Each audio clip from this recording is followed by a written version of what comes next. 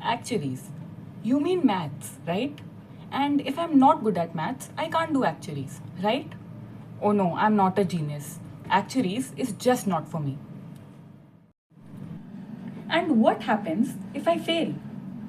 What if I don't clear all the papers? Will I never get a job? Will I be stuck? What college degree should I choose along with actuaries? And what if I'm already a graduate? Is it too late? Do I need to study 12 hours every day to qualify? Oh my god, I can't study that much. Do I need these questions? Sound familiar, right? As somebody who has been through this journey, I'm here to help. Welcome to this channel.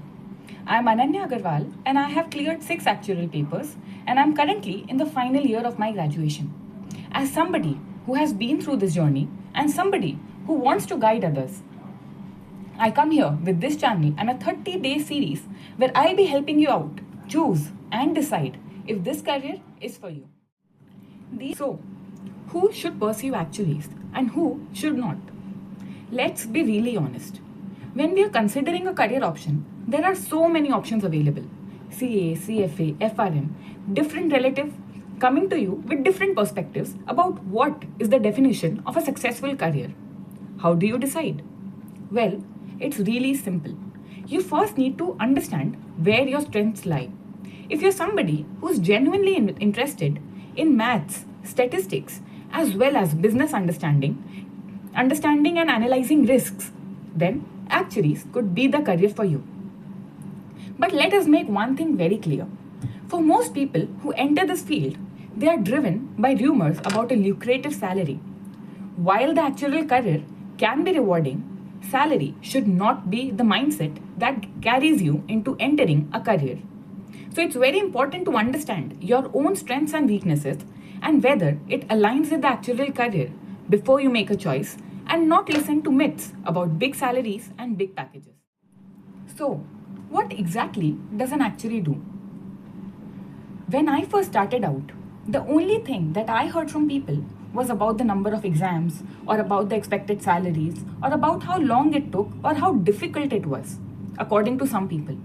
Nobody could clearly explain to me what does an actuary do in his everyday or her everyday life.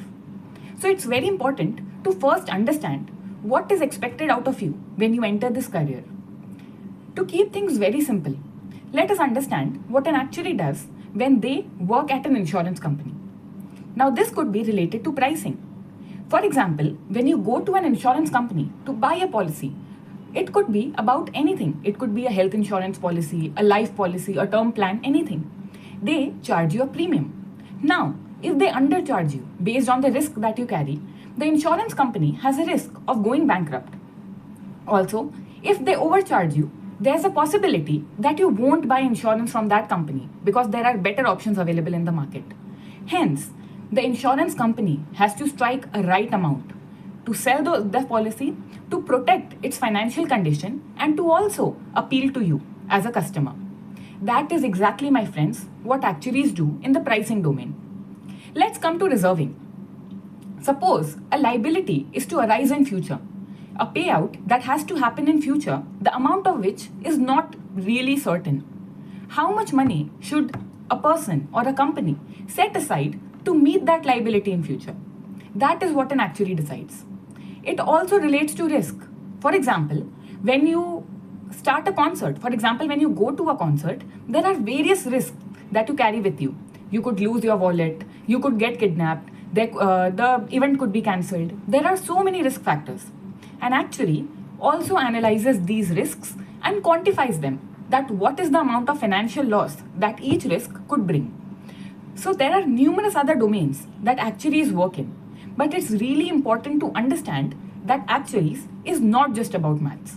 For example, for identifying the risk, although there is maths involved, it is a tool, but you also need critical thinking. You need problem solving. You need the ability to understand things under pressure. So the myth that you need to be a genius at maths to actually be an actuary or to be successful in this career is wrong. Yeah, the first 6 papers or the first 4 papers are based on mathematical methods. And this is why you need to be comfortable with maths, but don't need to be a genius. The first question to ask yourself before you make a commitment is, do I enjoy analytical problem solving and not exactly am I good at maths?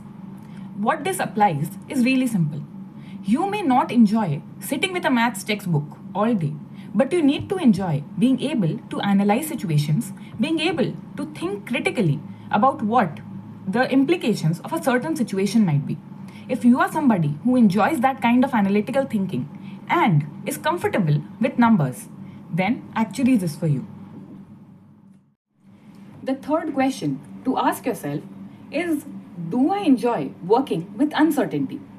As an actuary, you'll have to work in situations where the future is uncertain. Let's take the simple example that we took before.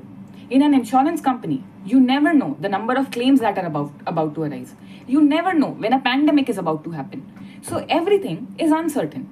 If you're somebody who wants to understand uncertainty, to learn about it, and to analyze them in future, actuarial science might be the right fit for you. But if you're somebody who needs more certainty and does not enjoy uncertainty, this might not be the right choice for you. The final question to ask yourself is really simple. It is, what exactly am I looking for in a career? Now, this might seem like a very easy question, something we all know. You might have at the back of your mind, oh, it's just money or it's just something. But it's really important to understand, what do you want in the long term? Is it just financial security, or do you want something that gives you the opportunity to learn continuously?